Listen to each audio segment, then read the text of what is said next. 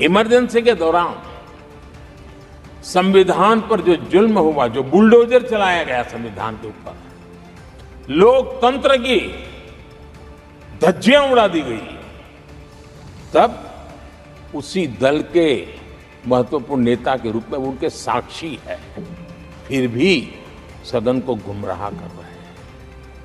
आदरणीय सभापति जी, आपातकाल को मैंने बहुत निकट से देखा है। करोड़ों लोगों को कल्पना भार की यातनाएं दी गई है, उनका जीना मुश्किल कर दिया गया था।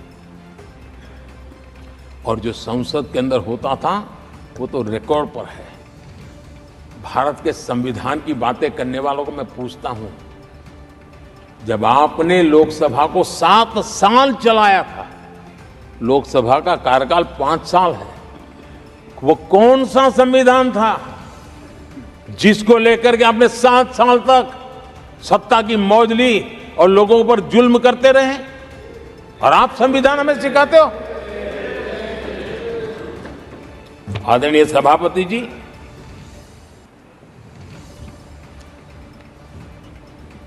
दर्जनों आर्टिकल्स पर,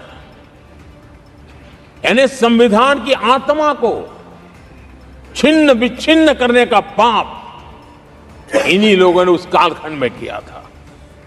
38वां, 39वां और 42वां संविधान संशोधन, और उस संशोधन में यानी मिनी कॉन्स्टिट्यूशन, यानी मिनी कॉन्स्टिट्यूशन के रूप में कहा जाता था।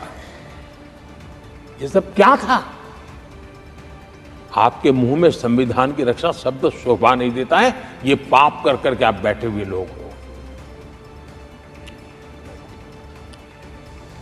इमरजेंसी में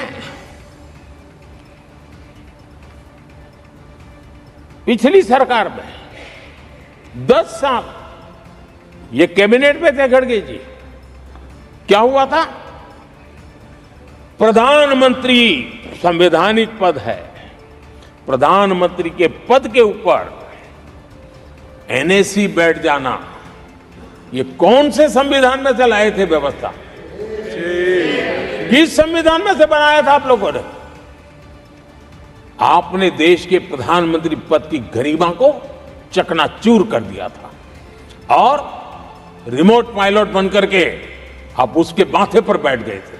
कौन सा संविधान आपको अनुमति देता है?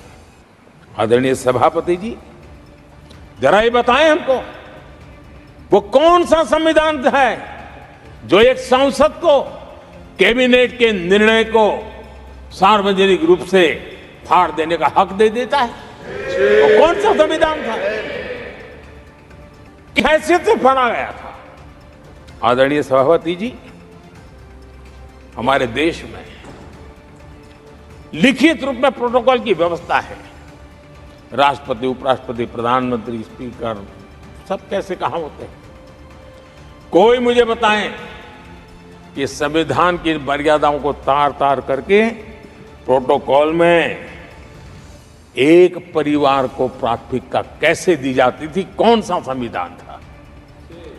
संवैधानिक पदों पर बैठे हुए लोगों बाद में, एक परिवार के लोग पहले। कौन से संविधान की मर्यादा रखी थी आपने? और आज संविधान की बातें करते हैं, संविधान लहराते हैं, जय संविधान कहते हैं। अरे आप लोग तो India is Indira, Indira is India के नारे लगा करके जिए हो। आपको संविधान की कोई आदर भाव कभी व्यक्त कर नहीं पाए हो।